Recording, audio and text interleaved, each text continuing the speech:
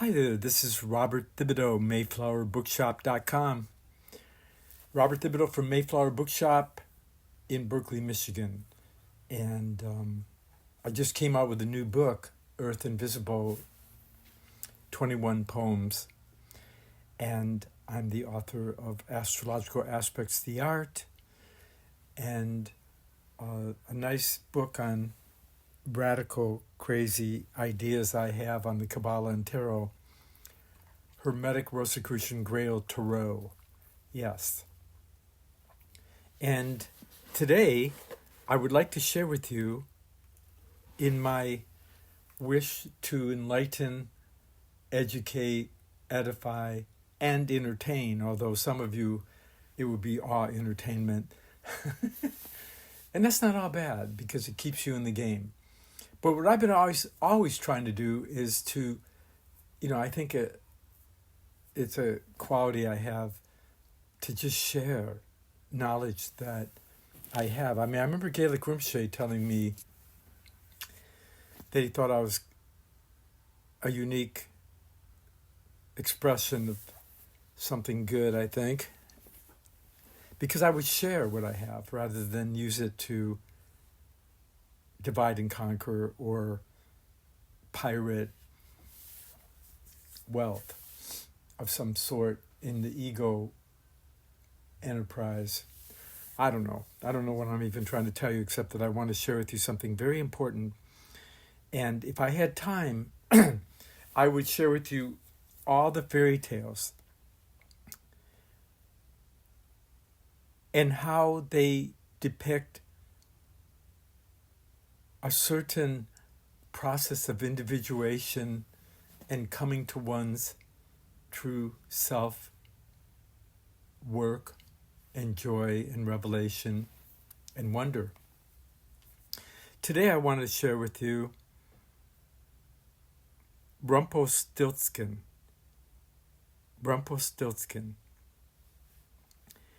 And if you're ready for it, it will reveal that every character in this play represents and reveals parts of ourself. Parts of ourself that quest for the grail, for individuality, for uniqueness, for wonder, for enterprise, and a wealth that inwardly arises to heal the world, rather than a wealth that externally perpetuates and aggrandizes and hardens the true inner individuality and spiritual soul, and numbs, depresses, or tries to escape such reality. Again, everything that I do is kind of a attempt to share with you, and it's very difficult. Like when you share with one person, and I'm doing an astrology reading, you get this exact timing for events that can arise within us, outside of us, opportunities and challenges. Astrology can reveal a sense of timing.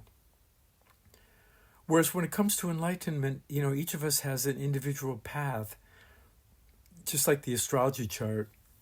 And we're trying to, I think we're trying to find a greater sense of wholeness or oneness, co-creativity with the whole of the world and with each other and with community, at the same time that we're trying to individualize. And this idea of social justice, ultimate justice, is love and compassion and co-creativity. This attempt to find a greater identity both in spirit and community and world, at the same time that we're trying to find the true nature of our inner, or maybe it's inner and outer, individuality. Uniqueness, our gift, our share, our sense of self-reality and worth. It's kind of like this co-creative, like Rudolf Steiner pointed out, that the individual, I'm paraphrasing, when the healthy community and family and friendships are when in the social and the larger community in the world around, we can find each individual represented or revealed, rooted and flowering. And then within each individual, we can find the whole of the community and the environment around us. And we've gotten to a place where we're kind of toxifying and numbing out or deadening the living relationship to each other in the world around us and to ourselves. And there might be an unconscious urge that many people have who are destroying themselves with addictions, whether they're physical addictions of drugs or alcohol or some substance, or addictive emotional mental behaviors that deaden our relationships or try to escape or numb out or take a fall in hopes that the spiritual soul will be revealed when the external is destroyed. Not cool. Not cool. So anyway, I'm getting lost in my conversation, but I think it's really time that we stop demonizing each other so that we can keep our separate reality. And it's time that we stop just giving ourselves over to worldly pursuits, hoping to find our individuality. And in that light, I continue to share poems and songs and metaphysical ideas that will empower you and enrich you and creatively awaken rather than that you're woke. Or, like the idea of awakening is different than if you say you're awake. I'm not sure, that could be deadened. That could be a deadening process. Like we don't want the past tense, like when you think right now, the second you think, it's past. And only to a degree that you can hold still, like a rolling stone, The rolling stone is the idea of a stone, the philosopher's stone, is the idea of a stillness that's within us. A calm, abiding space equanimity.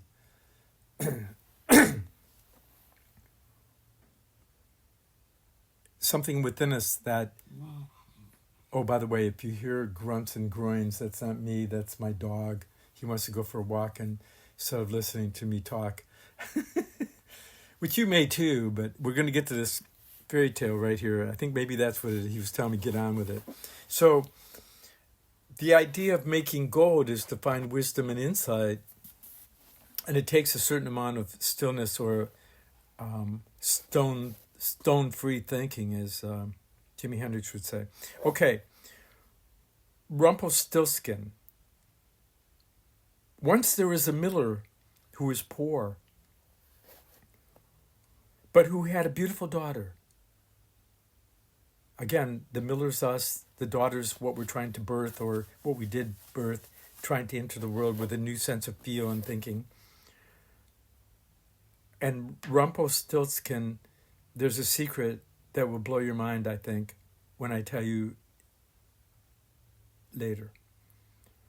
But try to figure it out yourself. There's a big secret of secrets here.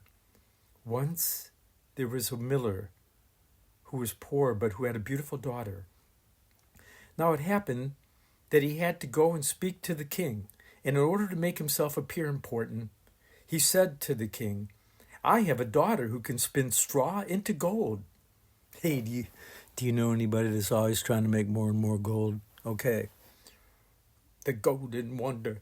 Okay, let's get back to the story. The king said to the miller, that is an art which pleases me well. If your daughter is as clever as you say, bring her tomorrow to my palace, and I will put her to the test. And when the girl was brought to him, he took her into a room which was quite full of straw, gave her a spinning wheel and a reel, and said, Now set to work, and if by tomorrow morning early you have not spun this straw into gold during the night, you must lie, you must die. Now set yourself to work, and if tomorrow morning early you have not spun this straw into gold during the night, you must die, the king tells her. Therefore he himself locked up the room and left her in it alone. So there sat the poor miller's daughter, and for the life of her could not tell what to do. She had no idea how straw could be spun into gold, and she grew more and more frightened until at last she began to weep. Now, this idea of a spinning wheel and reel, is this not the rota, the tarot, the wheel of fortune or misfortune, the wheel of karma and dharma? And some of us want to have more and more gold. Have you noticed that? And some of us want to have more and more spiritual gold and insight, and we pontificate and demonize and angelicize each other. I'm not sure if that's working. Is the world getting better or worse? We have the inner gold seekers and the outer gold seekers. Something's got to give. So I'm going to interpret this as we go. And I'm saying that each one of us, if it's a good fairy tale, the Grimm fairy tales, we deal with the reckoning of karma to discover the rose accretion, the rosy cross, the rose resurrection from the cross of labors and trials and errors. And all the fairy tales have this beautiful insight into individuation and spiritual enlightenment, edification, education, and entertainment. Okay, the 4 E's, as my first spiritual mentor taught me. Okay, on with the story. But all at once, the door opened, and in came a little man. Hey, do we know a little man running this world? Oh, the little man is the little ego that separates us within ourselves. The big man, or woman, is the spiritual soul, right? So anyway, back with the story. But all at once, she's stuck in the room, and she's supposed to make gold, and she's left with straw. We know about the 3 little pigs in the straw house, right? So this is some kind of interesting experience with straw. Maybe it's golden straw. But all at once, the door opened, and in came a little man, and who said, "Good evening, Mistress Miller. Why are you crying so?" "Alas," said the girl, "I have to spin straw into gold, and I do not know how to do it."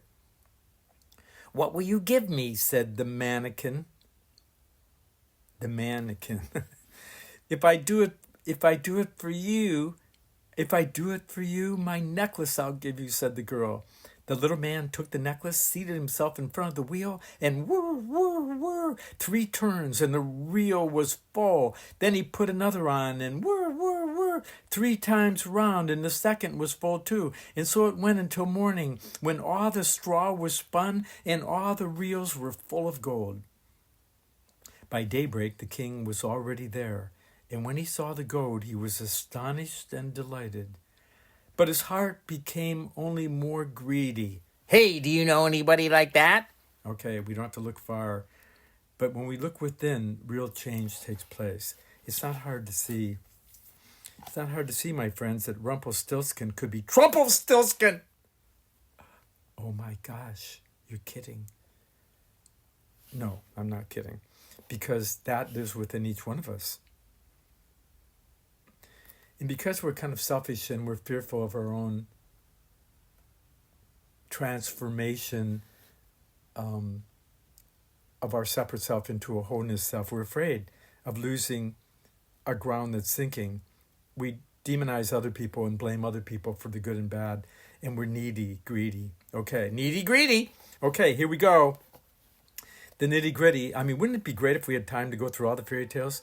Or if everybody would wear a Halloween costume, like I say on my TikTok station, and here on YouTube, if we all wear Halloween costumes every day, depending on how we're feeling, whether we're angel or demons, we'd probably have a lot more fun in the world. Would find a piece of itself and peace in the world faster, quicker. Okay, back to the story. The king saw the gold and was astonished and delighted. His heart became even more greedy, needy. He had the miller's daughter taken into another room of straw, full of straw, which was much larger, and commanded her to spin that also in one night if she valued her life. This is how we press ourselves. You know, we all demand of ourselves and each other, like, to make more gold, right? Okay, the girl knew how to help herself and was crying. The girl knew not how to help herself and was crying. The little one inside of us doesn't know how to help, and we cry and we wish, you know. When the door opened again, the little man appeared and said, "What will you give me if I spin straw into gold for you?" Remember, she gave the necklace last time. Uh-oh, now it descends. "The ring on my finger," answered the girl. See, the before was the necklace, which reminds you of Rudolf Steiner's How to Know the Higher Worlds, and, you know, the idea of the dweller on the threshold, and this descent of the Holy Spirit starting in the throat chakra and then comes to the heart, and then comes even lower, right? In the 3 degrees of Masonry, the karmic penalty for descending, you get wisdom and insight into the world. We're trying to resurrect the fallen spark of the Christos or the Hermes. I'm sharing that with you. And this is a very deep initiatory. All the Grimm's fairy tales have these interesting initiation dramas that are replicated in the Rosy Cross and Egyptian rites and many things, many places. The golden dawn, you know, golden, the sun dawn on you. Okay. "What will you give me if I spin that straw into gold for you?" "The ring on my finger," answered the girl. The little man took the ring again, and he took the ring and began again to turn the wheel, and by morning had spun all the straw into glittering gold. The king rejoiced beyond measure at the sight, but still he didn't have gold enough. How many people, you never have enough, right? It's insatiable. You can never feel the true emptiness, which is the virgin purification of the astral body. Like a virgin, Madonna. That was one of the early Mayflower ideas, is that our inner space and selflessness was the virgin who could become fecundated with the world spirit and solar logos and birth in the heart, the higher self and the Christos, right? The solar logos, which becomes personalized and individualized. Anyway, I'm getting lost in my interpretation. So let's go back to the story. The king rejoiced beyond measure at the sight, but still he had not enough gold. He had the miller's daughter taken into a still larger room full of straw, into a distillation process, alchemy. The distillation of our experience and our spiritual teachings into the elixir of insight and wisdom, that's what Mayflower Bookshop is after. And that's what we're after, I think. But anyway, I'm just sharing. You tell me how you're doing. The king rejoiced beyond measure at the sight, but still he had not enough gold. And he had the miller's daughter taken into a still larger room full of straw, and said, "You must spin this too into the course of this night. But if you succeed, you must spin this too in the course of this night. But if you succeed, you shall be my wife." The king rejoiced beyond measure and said, "You must spin this too into the course of this night. And if you succeed, you shall be my wife." Now, this is a jump here in the story, because the king is kind of like the good guy and the bad guy. The king can't do it on his own. There's a future. And the daughter, the project, or the projection into the future is the birthing of the future. Okay, even if she be a miller's daughter, thought he, I could not find a richer wife in the whole world. When the girl was alone, the mannequin came again for the third time and said, "What will you give me if I spin the straw for you this time also?" "I have nothing left. I have nothing, no thing left that I could give," answered the girl. This is the third thing, right? "Then promise me, if you should become queen, to give me your first child." This is like the fool in my tarot book. The fool goes on the journey of the 11 Sephiroth, counting Doth, descends and comes back 11. And then the Fool meets, the 0 card meets the 21st card of the goddess, the world, Sophia, soul. Anyway, I'm interpreting too much. What will you give me if I spin the straw for you this time? Rumpelstiltskin says, I have nothing left to give. I could, answered the girl. Then promise me you, if you should become queen, you give me your first child. Who knows whether that will ever happen, thought the miller's daughter, and not knowing how else to help herself in this strait. She promised the mannequin, she's the straightest, she's between spirit and matter, right? She's trying to weave her soul. She promised the mannequin that what he wanted, and for that he once more spun the straw into gold. And when the king came in the morning and found all he had wished for, he took her in marriage, and the pretty miller's daughter became a queen. This is not the one we're trying to birth in our soul, marrying. This is not the worldly little one marrying the emptiness to give birth to the solar logo. I mean, that's what I'm thinking, you know. And the king is the old past habits and the way things used to work. And when the king came in the morning, he found all that he had wished. He took her in marriage, and the pretty miller's daughter became a queen. A year after, she brought a beautiful child into the world, and she never gave a thought to the mannequin. But suddenly he came into her room and said, "Now give me what you promised." The queen was horror-struck and offered the mannequin all the riches of the kingdom if he would leave her the child. But the mannequin said, "No, something alive is dearer to me than all the treasures in the world." I hope you're pondering this mystery that all the money in the world can't buy you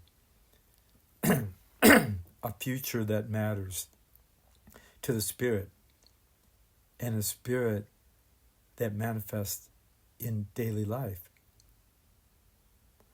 So the queen is offering all the riches of the kingdom, but the mannequin said, "No, something alive is dearer to me than all the direct experience," right? Then the queen began to lament and cry, so that the mannequin pitied her. "I will give you 3 days' time," said he. "If by that time you find out my name, then shall you keep your child." So Rumpelstiltskin says that she has to get his name. And it's kind of like in anthroposophical terms that you can see Ahriman and the Luciferic spirits, and you can walk between. You name the devil, like you kind of like separate yourself. Words can separate you, and you kind of like, well, anyway, I'm not even sure I can express what's happening here, but Rumpelstiltskin feels sorry for her because she has tears of compassion for the future, and she selflessly does this. And so he says, "If you guess my name, you can keep your child." So the queen thought the whole night of all the names that she ever heard, and she sent a messenger over the country to inquire far and wide for any other names that there might be. When the mannequin came the next day, she began with Casper, Melikar, Balthazar. She names these difficult names that almost represent the 3 wise men. But that's not the Christos. That's not the birth of the solar logos within each individual and yourself. So she said all the names she knew, one after another, but every one the little man said, "That is not my name." On the second day, she had... So in other words, the unconscious terribleness is operating in us, and we're not able to make the unconscious conscious, so it becomes our fate and bad karma, and it rules our life. And we're not separate to be co-creatively, individually, unique, ethical, moral imagination, and individual co-creative with the world. We're not able to do that. We're not here yet.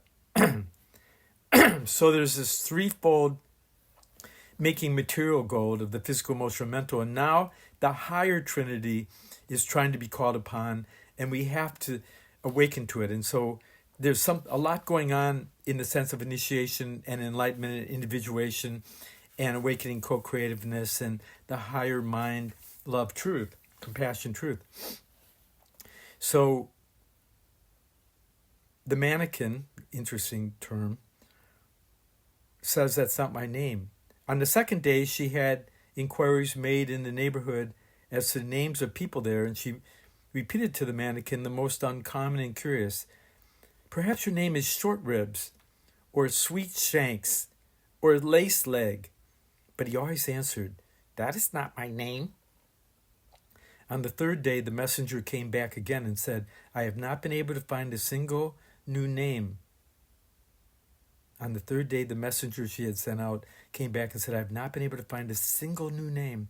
But as I came to a high mountain at the end of the forest, where the fox and the hare bid each other good night, and there I saw a little house, and before the house a fire was burning, and round about the fire quite a ridiculous little man was jumping. He hopped upon one leg and shouted, Today I bake, tomorrow brew, the next I'll have the young queen's child. Ha!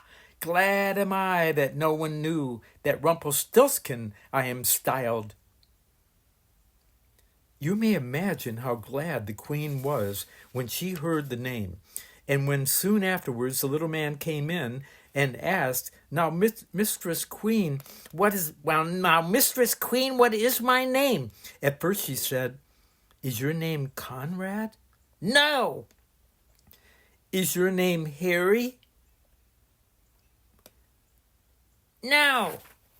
Perhaps your name is Rumpelstiltskin. The devil has told you that. The devil has told you that, cried the little man. And in his anger, he plunged his right foot so deep into the earth that his whole leg went in. And then in rage, he pulled at his left leg so hard that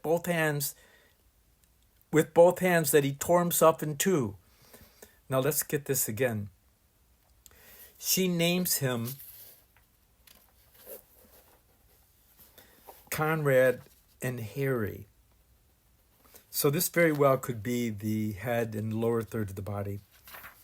And he says no. And then she names the heart of the situation Rumpelstiltskin. And immediately Rumpelstiltskin claims that the devil told her this. The devil told her that. And in his anger, he plunged his right foot so deep into the earth that his whole leg went in. And then in rage, he pulled at his left leg so hard that with both hands that he tore himself in two. So you can see how people in high places in our material world never get enough gold. They don't have the real gold. They have material gold, but they don't have the inner wisdom and insight for love and truth and compassion and co-creativity, or the ability to awaken other people with a higher intelligence and love and feel for life, that we can all work together to make a better world. And there's no shame or blame, there's only learning, as old friend Williamson told me a number of times in the early days, which I never thought I needed to learn, but I think we all need to learn it again and again. And and how many people, when they're caught red-handed, want to blame the devil or demonize other people as being at fault? As long as the world's suffering and so troubled, it beckons and behooves all of us to keep learning and growing in new ways until we're able to actually help the world. A lot of us live in our thinking pictures or our feelings and emotions, and we're afraid of action that would either fail and show us that we're on the wrong path, or would succeed and give us more work to do. I don't know. It's funny. But I wanted to share, and I hope to share more. I've got some other fairy tales that will reveal some of what's going on in our world today. And I look forward to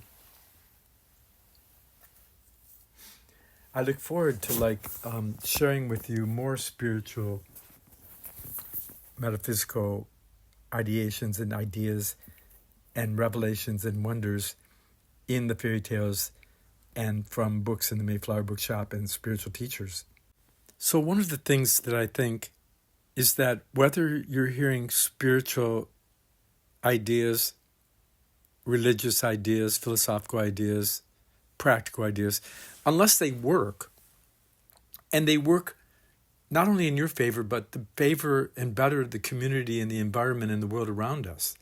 And that twofoldness it gives us wings of insight and furtherance. Fairy tales and such myths, to me, are fragments of ancient initiation wisdoms and insights. If you're a Jungian psychologist or a kind of a philosopher of true individuality and awakening spiritual connection, these fairy tales and myths represent golden insights that would help us understand who we are in relationship to the world around us. And this, I think, is whether you're studying Dante or Aquinas or Augustine or Ghazali, Zarathustra, Sankacharya, Nagarjuna, Tibetan Buddhism, ancient Taoism, whether you're studying ancient India or the Navajo Indians and their relationship to Tibetan Buddhism and paint. I mean, no matter what you're studying, this content of folklore and myth is a metaphysical reality that is hard to ignore when it helps one to awaken a more fuller participation with self and the world around us. When it helps you to become a wizard and visionary of your own life. These folk tales are for children to discover as adults some kind of higher reality. It's a world of mystical, religious, magical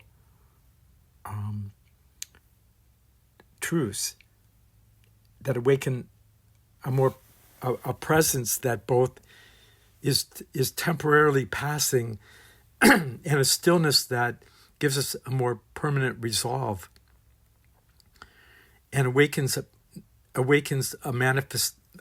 ability to manifest our potentials and ideals that allow us a revivifying and awakening of our passion for life. And so this can put us in the front seat where we're creating history by living into the future and by being present with a presence of love and compassion and truth. Now, again, these are just words. When you can be inspired to put these ideas into action, we learn from our mistakes and we learn what works and doesn't work. And if you live to be a little bit older, you realize what lasts a little better. Because a lot of things we did we thought were really cool, and they got us this and that. They made us gold, but it wasn't enough. We had to have more gold. And then we had to figure out a way to name what drives us to this gold making without end. We never get enough. We can never fill the emptiness. this calm, abiding space equanimity, or this Rudolf Steiner idea of emptying the perception into the heart and creating out of nothingness, is akin to the Tibetan Buddhist idea of emptying whatever you just did and then re-emerging, regenerating the wish for enlightenment and the blessing and helping of the world suffering to, we're creating human destiny and getting beyond our fears and our desire so that we can honestly meet each other. And I think that's in the meeting of individuals and the co-creative working with individuals that everything's redeemed, kind of like the animal kingdom is redeemed and the plant kingdom. I mean, from a theosophical and anthroposophical point of view, the mineral kingdom and the plant kingdom and the animal kingdom are our younger brothers and sisters who have fallen away as we proceeded. They give us a ground that we can stand on so we can get all these amazing insights, and that we can invoke a higher Trinity, whether you call that Father, Son, Father, Mind, Holy Mother, Osiris, Isis, Horus, Brahma, Vishnu, Shiva, the over-materialized Father, Son, Holy Ghost. They turn the feminine Holy Spirit into a Holy Ghost. It's really Father, Mind, Holy Mother. Oneness, mindfulness, and co-creativeness, I think. So transforming these tales and these metaphysical, religious, spiritual ideas into a lifestyle is to co-create destiny out of fate and unconsciousness. And you become Parsifal or Taliesin. We become the pilgrim. And all these fairy tales are kind of like a grade school primer for the ideals and the language of the soul's being and becoming and wisdom. I think that in distilling that stillness, that philosopher's stone I talked about earlier, in the stillness,